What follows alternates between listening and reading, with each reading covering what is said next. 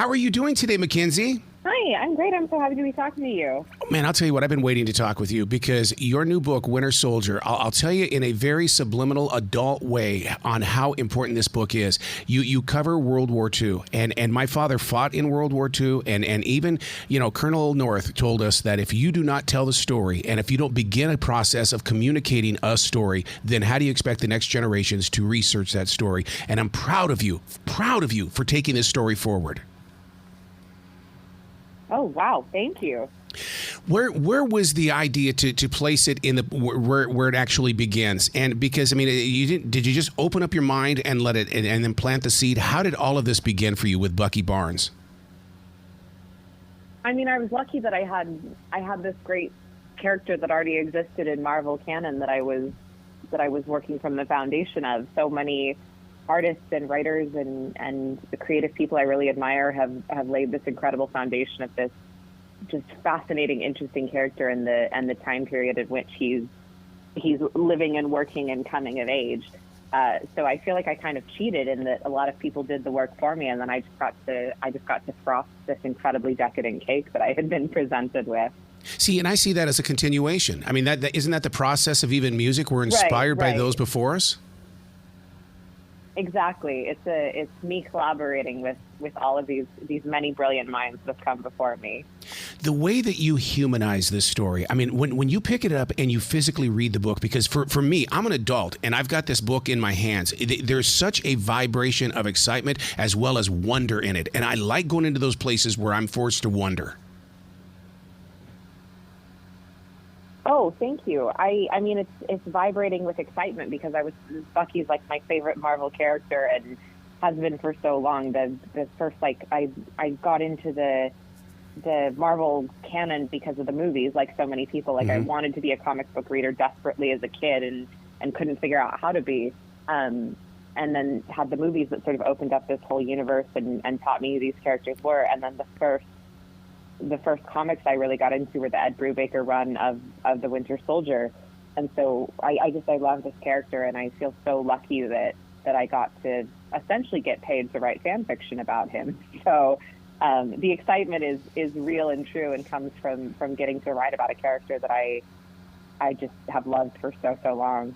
Now, I'm not going to be the only guy or girl that says something like this, but because I don't know what it is about red lipstick, but when you bring that up and that becomes part of the story, that brings up a big chunk of my own personal life. I don't know what it is about red lipstick. It wasn't a positive in my life because it meant my mom had to go to work. But I can't be the only kid that sees red lipstick and all of a sudden you go, oh, you had me at hello. What's going on here? Tell me more. Well, I feel like it's important to be clear that Bucky Barnes is not the one wearing the red lipstick in this scenario, lest everyone enter into this book with the wrong expectations. He has sort of a love interest, a friend, a confidant that enters in halfway through the book who is constantly in the middle of running for their lives, reapplying her red lipstick. I think for me, I love the sort of the femininity of it. I love that red lipstick has been a symbol of power and resistance and subversion through beauty standards by women throughout history. I wish I could remember her name. I think it's I don't even want to say it lest I get it wrong. But there was a commander in the Philippine Liberation Revolution, whatever you would like to call it, who iconically wore lipstick into every battle. You read about women who were involved in the war movement in World War II who would apply lipstick before every sort of adventure. I was going to say adventure is the wrong word, but every fight they would go into, because it's a way of preserving yourself and preserving who you are and the things that are important to you in the midst of so much conflict and terror where it's so easy to lose yourself. See, that's the reason why I like to dig deep in and to find out things such as red lipstick. And the reason why is because now you've invited readers to do some research, to find out for themselves, to be able to sit there and go, man, did you know? And then when they're explaining Winter Soldier, they're going to say, wait until this and you tell me what you feel when you did this. I love it when an author is so open and they're willing to share, how they were touched before it hit the page. Yeah, I think all of my books are a collection of me sharing things that I've discovered and found interesting and want to tell people more about. That's part of, I've read a lot of historical fiction, and like you said, this is set in World War II, so in spite of being a Marvel novel, it's very much a historical fiction novel as well. And I mean, I read about history, and all I want to do is share things with people. I want to tell everybody these stories and share these incredible things I'm learning. And so, and I think it's the little details sometimes that really humanize the past and make history seem like more than just a collection of big events that happen to a collective people on a large scale. Like they're human stories and they're individual things. I think it's very easy to think about like current events happening to us on an individual level, but we don't sort of grant that same individuality to people in the past often. It's important to find ways to remember that history isn't something that happens to us all collectively in the same way. It's something that happens to a lot of people in different ways on an individual level. And historical fiction is great at putting that individuality and that humanity back into stories of the past. You bring up a very interesting point when you say that you like to share what it is that you're learning, because I know a lot of writers that I call hider writers. They write and then they hurry up and hide it. And I ask them, I say, well, why don't you release something? I don't know what to talk about. I don't know what to write about. And you just said it. You know, you share what you are learning. That is such an open, honest approach to putting, thoughts on a page. I mean, it's the only thing I know. like it's the reason I learn these things, and I immediately want to tell everybody to know because they're so cool. And you don't want to keep these facts to yourself. So I want to share them with everybody. And that's just in my nature, I guess, as a human being. If I wasn't a writer, I think I'd find other ways, even if that was just like cornering strangers on the street and being like, "Did you know?" So now, when you share the opposite side of morals, does that change you personally? I mean, do you have, because I would have to meditate afterwards if I'm writing about something on the other side of morals.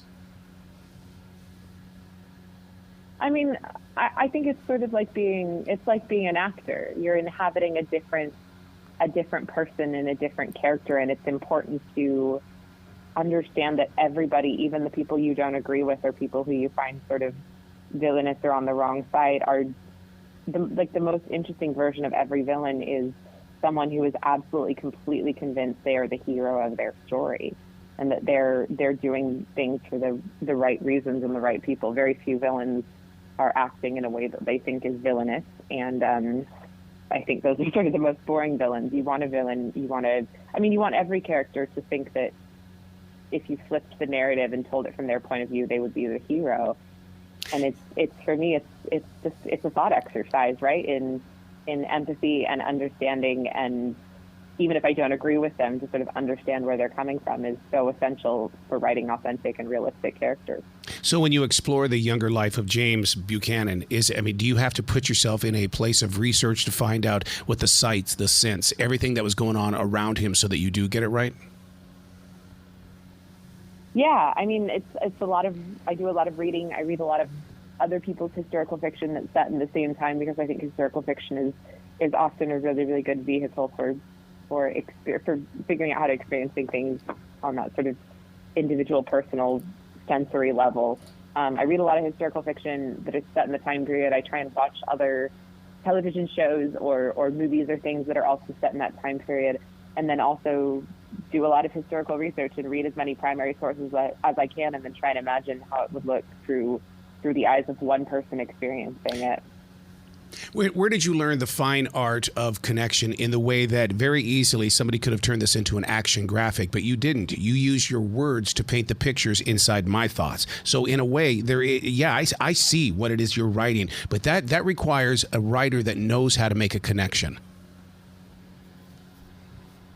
Oh, I went to school for it. I have a master's degree in creative writing, but also there's so much of it that comes from just reading other people's stories and learning by example, and learning by watching other authors I admire do it effectively, and being so caught up and transported and changed by their books and their words, and then being inspired and wanting to do the same thing, and wanting to make other people feel the way that my favorite books have made me feel. A lot of it is, I think we think about writing as something you're either good at or you're not. it's like playing an instrument. Nobody sits down at the piano and expects to immediately play a concerto. You have to practice and you have to get better, and so it's been a lifetime of practicing and studying other people who are doing it better than me, and trying to emulate and do what they're doing. Do you ever think of those days where someone is going to be inspired to also be a storyteller, and one day you will meet them on the path, and that conversation will begin? I hope so. I hope I'm laying groundwork for somebody else. Oh yeah, because it's all passing forward. Everything that you and I do, it's not for us. We're passing it forward. Yeah, I mean that's life. You live for the next generation. Mm-hmm, mm-hmm. MacKenzi, where can people go to find out more about you, to support you? And I know that you've got more books on the way, because Winter Soldier is what we're doing today. But I know that your creative source is saying, no, I've got many more books on the way.